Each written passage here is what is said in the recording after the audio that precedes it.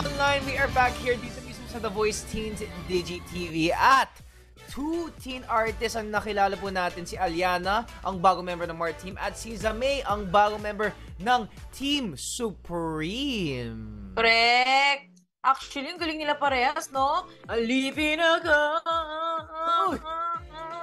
LSS ako kay Aliana eh. Ang galing eh. At isa pa nga tungkol sa kanya ay panganay daw siya. Siyempre tayong tayong dalawa. Ano nung feeling, Jeremy? Kunyari, pagka ano ba yung pinaka-memorable moments mo as a panganay? Memorable experience tuwing nag-aaway kami ng mga kapatid ko. Actually, same. Hindi, alam mo, yung mga experience na yan, hindi siya tumatatak dahil it's a bad experience, pero tumatatak siya kasi mamimiss mo.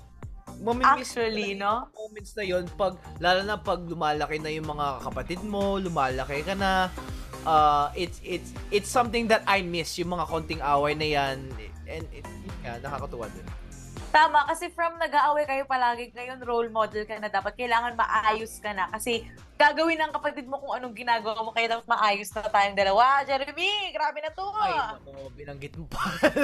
Binanggit mo pa. Pero syempre, maayos tayong lahat. Mga team online, kaya mag-tweet po kayo gamit ang ating official hashtag for the day, hashtag TVT3SOP, dahil eto na, babalik na tayo sa episode natin for the night for The Voice Teens Season 3 as Lorraine and I stay here sa The Voice Teens Digi TV. We'll see you guys.